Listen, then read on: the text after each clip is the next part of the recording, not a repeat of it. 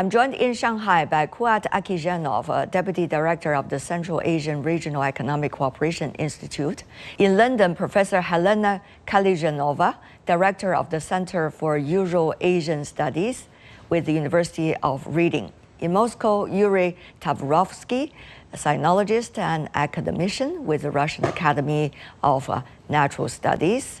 And also in Beijing, Rong Ying, Vice President of the China Institute of International Studies. Ladies and gentlemen, welcome to the program. I want to start by asking Kuat your thoughts on the upcoming Council of Heads of Government of Member States for Shanghai Cooperation Organization. With the summit wrapped up early, what can be the action plan that's likely to be discussed this time? Well, I believe Shanghai Cooperation Organization is now kind of a turning point. All these meetings now, we are getting used to them. That is a real counterbalance to what's going on in other parts of the world. And for example, for China's top concern is to ensure that Shanghai Cooperation Organization remains a cornerstone for regional stability amid global fragmentation. And the same policies and interests applies to all member countries. Beijing for sure will push for tight economic coordination and infrastructure integration under the Belt and Road Initiative, especially with Eurasian economies that feel sidelined by the Western financial order. So for Central Asia, this includes diversifying trade routes via China's westward push, for example, the China-Kyrgyzstan-Uzbekistan railway, and reducing dependency on Western-dominated financial institutions such as IMF and World Bank. The optimal outcome would be a formal endorsement of the Shanghai Cooperation Organization's 10-year development strategy, a kind of development strategy that with the emphasis on industrial cooperation, digital infrastructure, climate change resilience, and to have a more assertive economic governance framework rooted in multipolarity. I see. Yuri, your thoughts?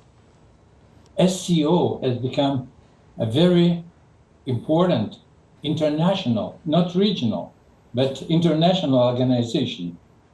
And it has several institutions, but not enough institutions. I see. So they added several major amendments, like the decision to start SCO Bank was taken. And another was to start organizing a complex center for dealing with security problems and also anti-narcotics center. So I think it's only started the process of adding more institutions. And it's very important at the background of Chairman Xi Jinping's global governance. It is very timely, and I think SCO will become one of the important parts of this, of realizing this idea. Yeah. Elena, we noticed that the SCO Council meeting is right after the G7 wrap-up 8th Heads of State meeting, which is quite interesting, not only by comparison, but also by the topics on the agenda. Your thoughts? What I would like to mention upfront that we see the new dynamic by 2023-2025 about SCO statements, which took distinctly on the global tone, and it's condemning unilateral sanctions and advocating a more just a representative multipolar system in the world affairs. And I think that would be an interesting point that in 2025 Taiwan Declaration, it's explicitly criticized the Western sanctions and emphasize principle of sovereignty and non-interference. What would be the core here is certainly the challenges which not only G7 or SCO are facing, but generally for the whole world. And for example, when we talk about security or economics, we usually talk about the institutional dimension, about the general, traditional sense of the security. But I would say that addressing the non-traditional security, like climate change, water scarcity, public health, and cybersecurity, would be one of the SCO opportunity in the years ahead. And that would make the organization distinct, because somehow I have an impression that many international organizations are going around the circles, and every summit is declaring something which should be done, but not much from the wishful thinking is going ahead. And then next year coming, and next year we talking again about the same issues. But to break that vicious circle, I would say that for SCO, the global standing after 25 years, and the organization is already 25 years here, should become the global player, but it must prove its efficient way, and it strengthened ties, providing an inclusive platform that bridges regions from East, South, Central Asia to the Middle East. Earlier, we talked about the Global Governance Initiative by Yuri. In fact, one of the most important principles of this GGI is actions. For example, about the establishment of SCO Bank. For example, about the trade rules, how these countries, developing and emerging economies, can work together. And also, for example, how to work on the connectivity to make sure it really works. How much, Ying, do you think these specific things, as a result of the achievements of the SCO summit earlier in Tianjin this year, how will they be implemented by this Council of the Heads of Government? At the SCO summit in Tianjin, the leaders came up with their vision, their directions for what SCO is up to in the next 10 years' time. And most importantly, of course, the role of SCO on the field of global governance. That's exactly the reason why Chinese initiative, the global governance initiative, comes into play. And you look at the action plans, you look at the Chinese side in particular, came up with the proposed 6 sort of centers, and also on the question of security, as our Russian colleagues mentioned. So in all, I think, and last but not least, the institutional reforms, which are also very much important in terms of strengthening or incorporating the different layers or type of groups. Now we have 10 full groups, full members, and there are dialogue partners and also observers. Now they have decided to, put them in one group, putting together that is altogether 27. Of course, the SCO Bank that has been proposed during the Tianjin summit just earlier this year have already been talking about some very specifics. For example, how the initiative will be put into action, how much China will contribute, both in cash and also in loans. How much do you think the next steps of establishing the SCO Bank will be discussed, and how will this compare to the already established, BRICS Bank, Development Bank, that has already headquartered in Shanghai? I'm quite optimistic because I think in this regard, in other words, the development banks like SCOs and others, now we have good experience. First and foremost, the AIIB, which has proved very successful so far. And also the BRICS development banks are very much successful in a way that in addressing or learning which I think SCO Bank, Development Bank, can draw lessons or learn lessons, experience from that. So SCO Development Bank is going to be bigger, which means maybe need more, better sort of cooperation, or by giving the full play of the spirit of Shanghai Spirit. But I think definitely, I think it will make, together with previous 2 development banks, it will play a very important role in helping the members, dialogue partners, and so forth, and the global south as a whole. If I may chip in here, I fully agree with Professor Yang. When we talk about these interesting development bank ideas, we need to think about also other financial implications. Like, for example, there is another initiative of local currency and financial cooperation, where we talk about if you want substitution since 2024, the alliance of currency transactions to encourage settlements in local currencies like Chinese yuan, Russian ruble, Kazakhstan tenge, and that's all contributing to the financial, if you want, stability in terms of the goal to reduce dependence on US dollar. So together, these two financial initiatives certainly giving a better and I would say more sustainable development for the financial settlement. Kuat, your thoughts?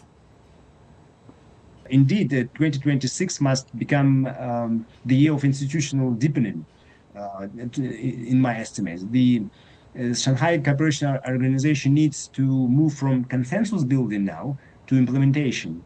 I mean, there's so many organizations. There's a clear division between, the growing aggressive rhetoric from the West, and the need for many Eurasian countries to industrialize or reindustrialize. Means that we need these countries need a practical, developmental paradigm shift, I would say. So that's why we need to launch the development bank, expand local currency trade platforms, and articulate a regional industrialization vision that empowers Central Asian countries, for example, to escape the post-Soviet raw material trap. For countries such as Kazakhstan and its neighbors, the Shanghai Cooperation Organization's success hinges on whether it becomes a platform of strategic sovereignty and not just geopolitical posturing. So I do believe that, in the past, I would argue that probably 20 years ago, Shanghai Cooperation Organization was associated something with a very amorphous, institution that is all about security. But nowadays we see very practical steps towards, building this alternative economic order. Which is, in contrast to the Bretton Woods institutions, which unfortunately, still promote this unequitable, economic order on the global level.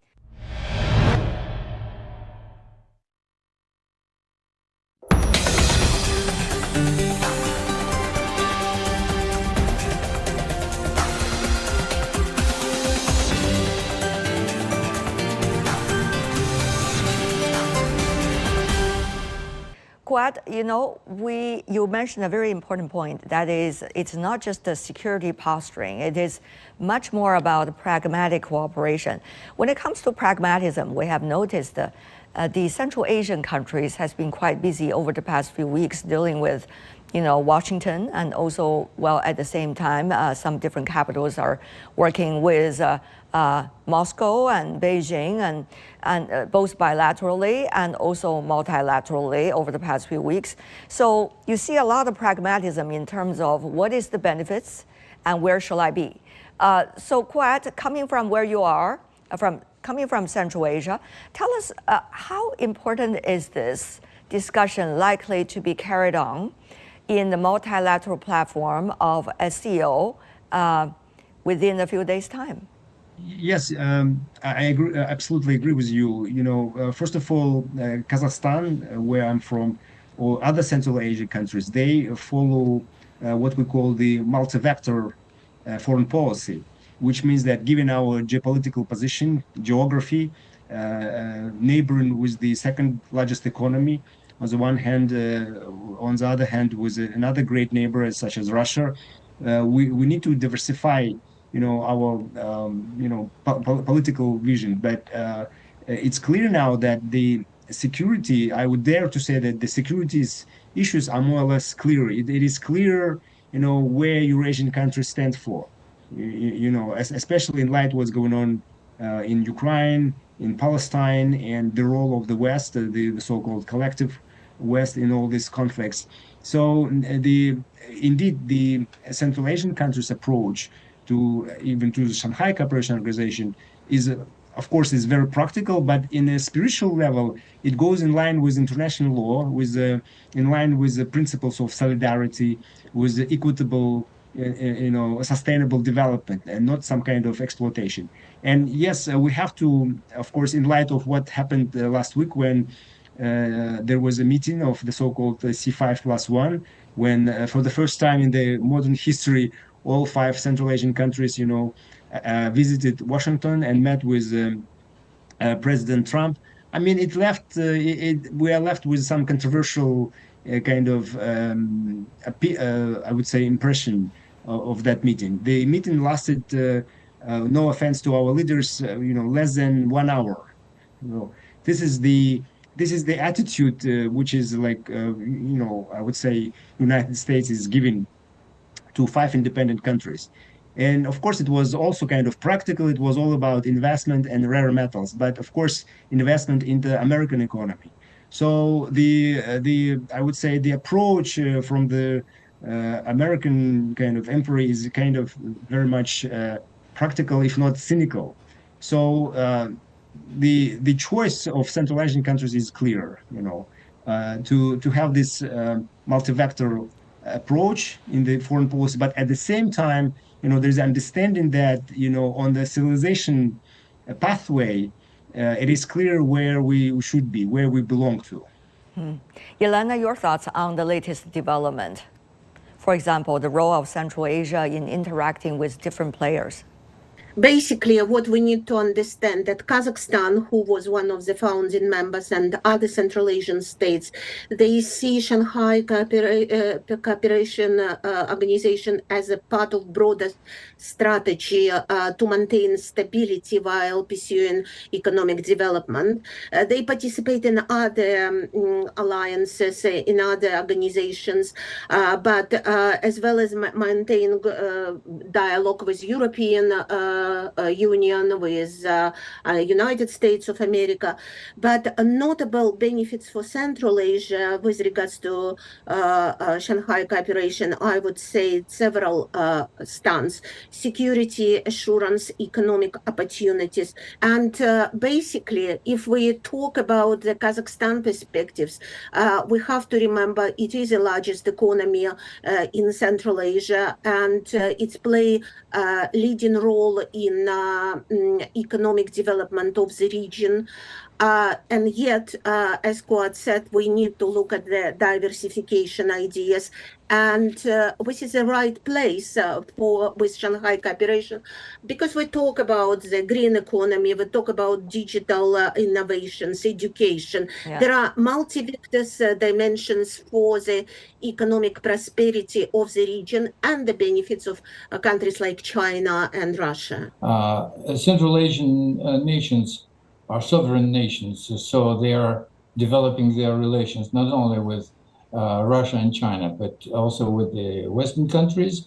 It's their right, but I think that those discussions will stay in the framework of their bilateral obligations with Beijing and Moscow, and also within the framework of SCO and Shanghai Spirit. The region as a whole, the Central Asia in particular, has become more and more contested, not only because I think the United States, the policy, their interest, has been become very much, I think, focused on one single issue, which is that is a critical mineral, and that is, I think, as I can see, very much reflect the Trump administration's sort of transactionism, and which makes sharp contrast of what we have. I'm talking about the SCO, the thinking, the approaches, and so forth. We are looking at a holistic approach,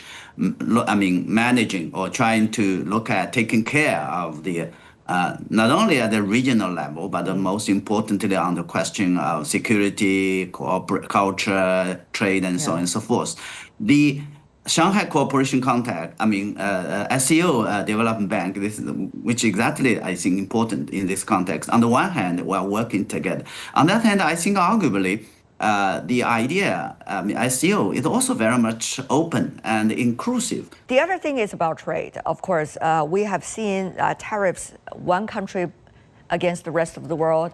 Now it quiets down somewhat with some of the bilateral negotiations, including between China and the United States. The two heads of state met. Of course, there are some results when it comes to impacts in economic and trade. But how will SCO as a multilateral platform likely to address this issue about trade, about tariff, and likely to maintain one important platform for free trade and for trade within the region? Yelena.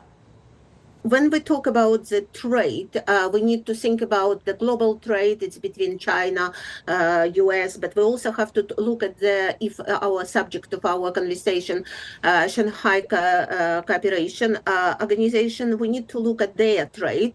And for example, China trades with fellow members is relatively small because it's around 8% of the total China trade. And at the moment, we have to say that the situation with Shanghai Cooperation is evolving between the members. Would they go further? Would they push to the more bilateral agreements between the members of the states? It's remained to be seen. We also have WTO in a way.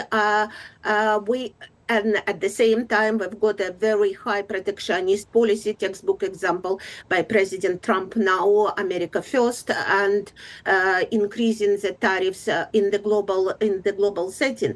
I believe that all countries will react in their own national way, but I think the consensus, and we could see the points already with the creation of the bank, with talking about the local currency, with broadening economic agenda. Yes. We could see that is a reaction which the countries are trying to pursue as a answer to the President Trump increasing tariffs. Kuat, trade among the SCO economies are always quite active. Recently, we have seen, of course, Central Asia, China, Central Asia, Russia maintaining, and also interactions among all. Tell us more about your thoughts on the trade issue. Yes, indeed. You see, even within Central Asian countries, half of them, namely Kazakhstan, Kyrgyzstan, and Belarus, which is not Central Asia, but still are members of Eurasian Union Eurasian Union custom system. But at the same time, almost all Central Asian countries are members of WTO. So from that side, there was no any kind of issues. I think that, of course, the issue with the so-called deglobalization or the issues with the trade became the global agenda because of this very, very unilateral and aggressive approach from Trump's administration. And this is why I think we need to bring other initiatives, which like really challenges this kind of approach and provides an alternative path to development. And in this regard, the Global Governance Initiative, which has been mentioned, which was proposed by President Xi Jinping, this initiative proposed a more equitable global order, challenging the neoliberal and dollar-centric institutions of the West. So within for example, Shanghai Cooperation Organization, this global governance initiative serves as a framework to build institutional autonomy in trade, in technology, and financial systems.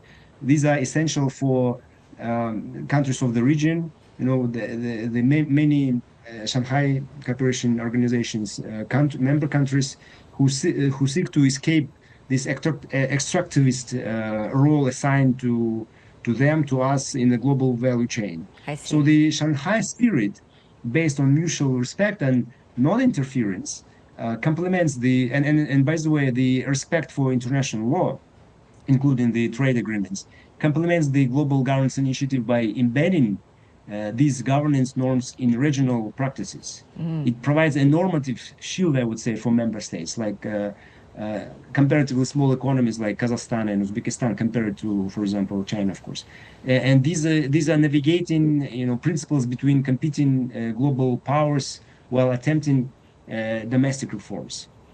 And I think it would be probably too early or too mature to talk about the full-fledged FTAs in the region. But definitely, I think there are growing interest and efforts working along the line. And China has taken some unilateral, that's a different unilateralism in this regard by opening up. And based on the preparations of ground that China has made in terms of infrastructure, FBI, and also, I think at the bilateral levels on the question of settlement of local currency and so forth, to building a better, safe, and stable regional supply chain that in the end will benefit all the members of us.